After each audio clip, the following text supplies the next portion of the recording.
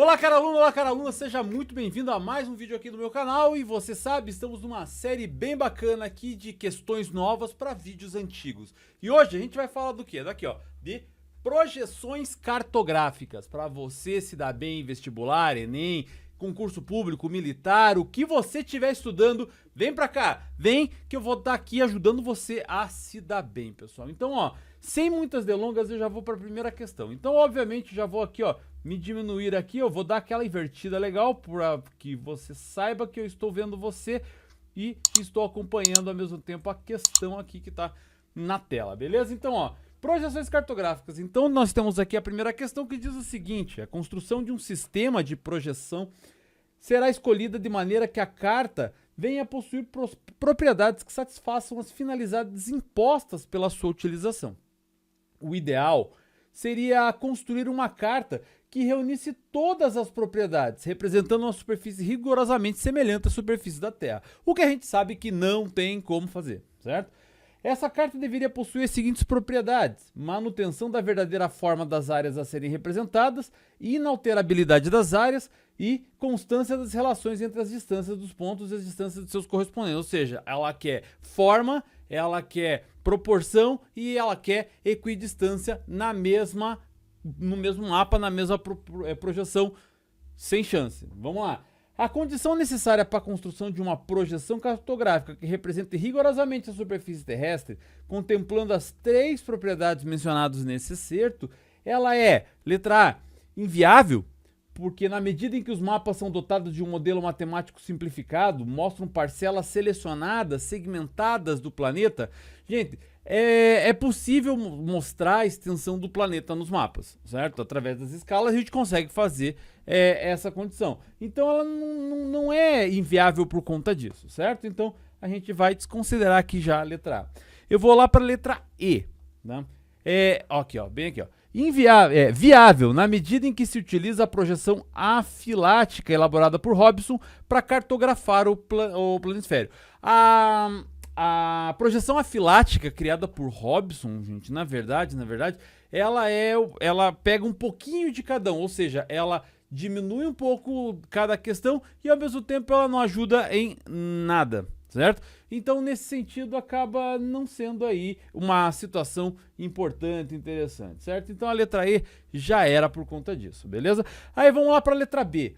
É pouco provável devido à esfericidade do planeta que impede o estabelecimento das coordenadas de UTM, Unidade Transversa de Mercator. Bom, as coordenadas são estabelecidas, gente, para que se projete a esfericidade da Terra, certo? Não necessariamente aí devido a essa condição. Então, obviamente, a letra B a gente já vai desconsiderar por conta dessa situação. E aí a gente vai lá para a letra D agora, D de dado, tá?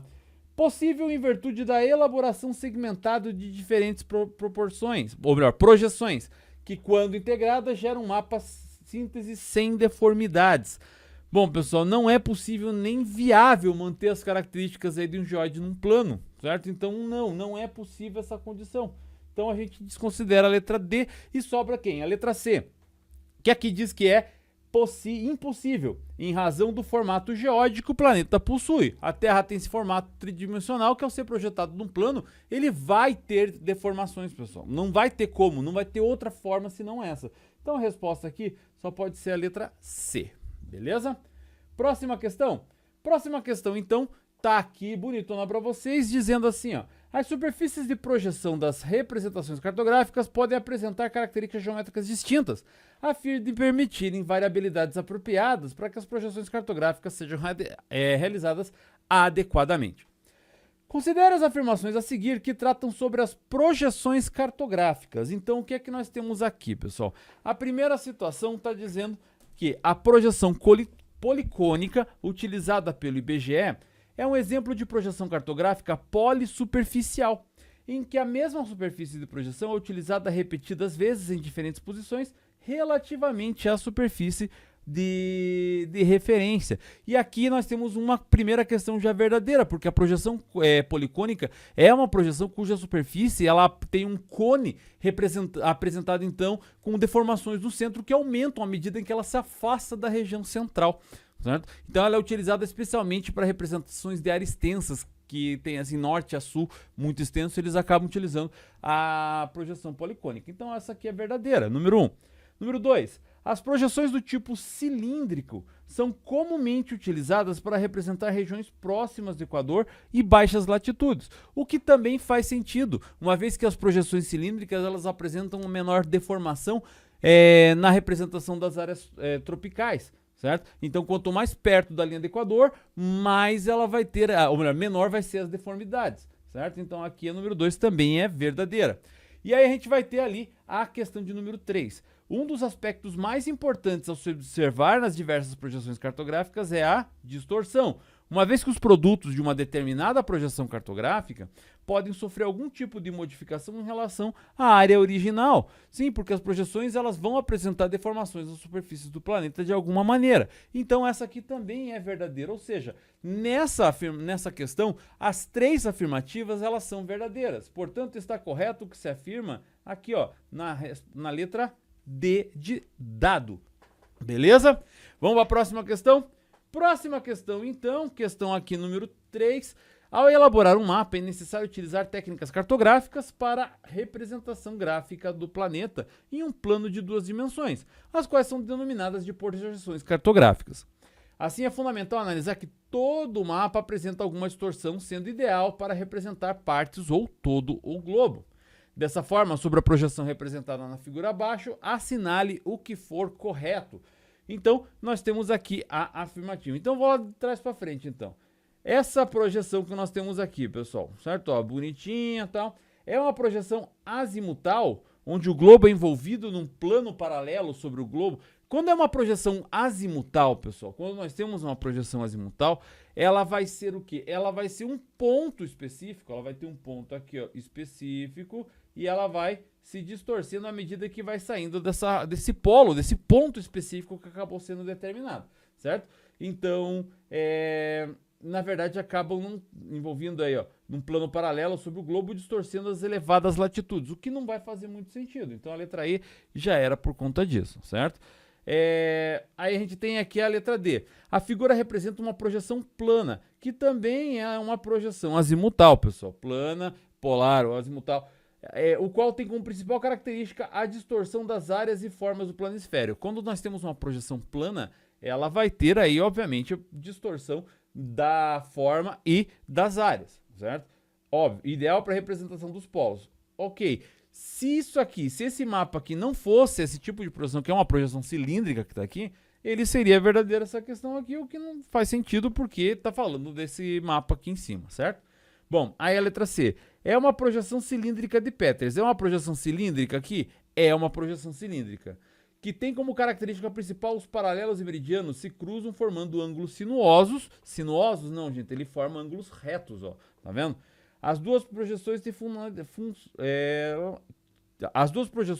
têm funcionalidade para elaboração de mapas de navegação.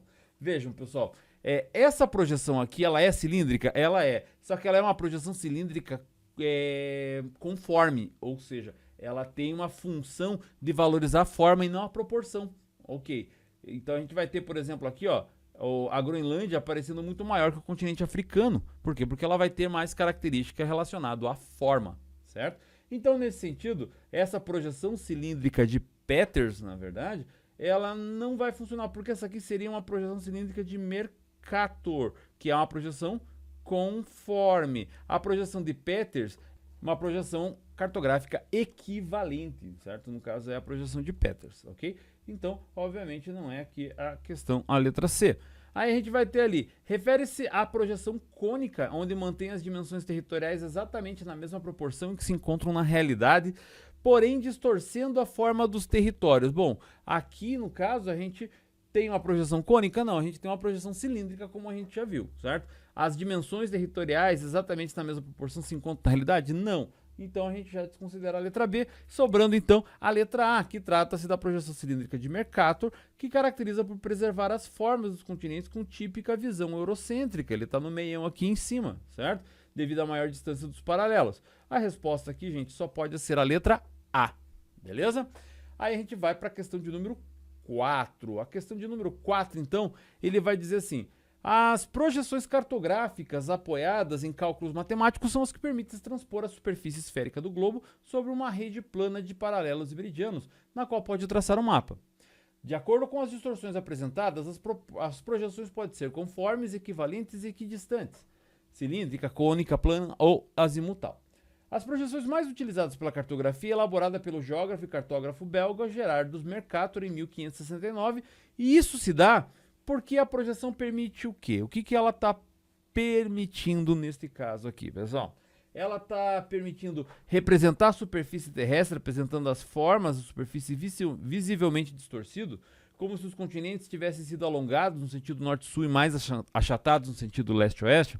Bom, pessoal, a projeção cilíndrica equatorial conforme de Mercator, ela é adequada para navegação por causa das formas, mas ela vai distorcer áreas proporcionais, ou seja, as áreas com maior latitude eles vão apresentar maior distorção, eles vão parecer mais ampliadas, e as superfícies de baixa latitude vão parecer aí mais fechadinhas, menorzinhas, menos distorcidas, e isso então é o que representa principalmente aí essa projeção conforme de Mercator. Então a número 1 a gente desconsidera porque ela está errada, certo? A número 2, isso dá porque a projeção permite representar a superfície da Terra preservando as suas formas, mas distorcendo o tamanho das áreas representadas no globo, com distorções mínimas das áreas equatoriais e maiores no polo. O que eu acabei de explicar para vocês, então obviamente aqui é verdadeiro. Então a 2 aqui a gente tem como verdade. Então a gente vai ver ali o número 3. Isso se dá porque a sua projeção permite representar as distorções nas formas e também nas áreas projetadas? Não. Nas formas sim, mas nas áreas não. Por quê? Porque ela vai ter que fazer essa distorção. Permitido representar qualquer país no centro da projeção, enfatizando a sua posição privilegiada? Não, não vai ter como. Então a gente vai desconsiderar o número 3, sobra então somente a número 2, e aqui a resposta só pode ser então a letra D, ok?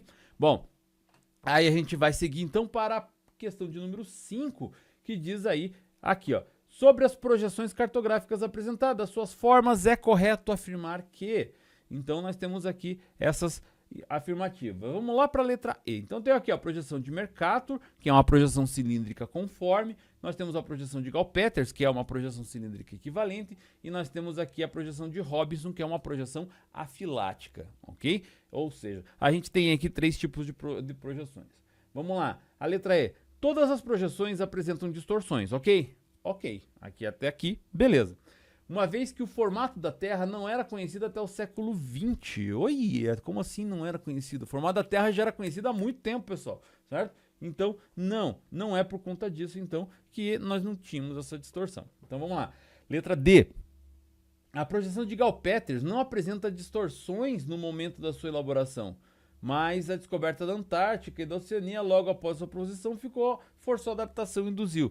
Bom, na verdade, todas elas apresentam distorções e ela foi elaborada pela primeira vez no século XX, pessoal. E no século XX já existia a Antártida e já existia a Oceania, certo? Então, quer dizer, já era de conhecimento público notório essa situação. Então, obviamente, aqui a gente já desconsidera por conta disso, certo? Bom, aí a gente vai ter ali a letra C, pessoal. Tá? As projeções de Mercator e Gall-Peters apresentam distorções pela falta de recursos técnicos no período que foram feitas, mas o avanço computacional no século XX permitiu o fim das distorções na projeção de Robinson. A projeção de Robinson, ele tenta diminuir as distorções, mas ele vai fazer mais distorção ainda, pessoal. Não tem como acontecer isso aqui, certo? Então a letra C já era. Letra A. Interesses geopolíticos e comerciais forçaram distorções da projeção de Mercator para fazer parecer mais curto o caminho. Galera, enquanto o Mercator ele adota uma projeção conforme, nesse caso, o Gall-Peters adota uma projeção equivalente, ou seja, são projeções diferentes aqui nesse caso. Não necessariamente é uma situação aí que vai ser interesse geopolítico, certo? Então a gente já desconsidera aqui a letra A. Sobra a letra B. As 3 projeções apresentam distorções, uma vez que a Terra tem forma aproximada de um geoide e sua projeção do plano vai ficar distorcida de qualquer jeito, gente. Em função de ser um geoide, certo? Então, a Terra ela vai ter alguma distorção independente aí da sua condição, certo? Então a resposta aqui só pode ser a letra B, beleza? última questão, então, desse vídeo, vamos aqui. As projeções cartográficas constituem bases para a produção dos mapas, nos quais os paralelos e os meridianos terrestres são transpostos numa realidade tridimensional. Característica do nosso planeta para uma superfície plana ou bidimensional. No processo de transposição das redes de paralelos e meridianos ocorram inevitavelmente várias distorções, sendo as mais comuns aquelas relacionadas às áreas e à forma real dos continentes e dos países. Com base nos conhecimentos sobre as projeções cartográficas, assinale a alternativa correta. Então vamos lá. Letra A. As projeções equivalentes buscam manter a relação de distâncias entre os pontos da superfície terrestre e o mapa preservando dessa forma os contornos dos continentes. Bom, quando eu tenho uma projeção equivalente, ele vai ter a proporcionalidade preservada, certo? E não a relação de distâncias entre os pontos de superfície, e não os contornos dos continentes, certo? Então a letra A a gente já desconsidera por conta disso, tá? Aí a gente vai ter a letra B. As projeções conformes mantêm as proporções corretas entre os elementos e as regiões apresentadas, porém a forma dos continentes fica alterada. Bom, as conformes é justamente isso que vai ficar inalterado, que é a forma, certo? Então a letra B a gente desconsidera. Bom, letra C. Nas projeções azimutais, as áreas mais próximas do centro da projeção apresentam menos distorções e as áreas centrais apresentam mais distorções. Não, justamente o contrário. As áreas próximas do ponto central vão ter menos distorções, certo? Então a letra C a gente desconsidera. Vou pular a letra D por razões óbvias. Letra E. Nas projeções cônicas, as distorções são menores nas áreas da linha do Equador e aos polos, aumentando as regiões entre os trópicos. Na verdade, as distorções nas médias latitudes é que são menores na questão da projeção cônica. Então a letra E eu desconsidero, sobra a letra D. Nas projeções cilíndricas, as distorções das representações são menores nas áreas próximas das linhas do Equador e menores aí nas regiões próximas aos polos. Então aqui só pode ser a letra D, D de dado. Beleza, pessoal? É isso. É dessa maneira que nós vamos alcançar o sonho, nós vamos fazer você chegar então aonde você pretende, beleza? Muito obrigado por ter assistido essa aula até aqui. Tchau!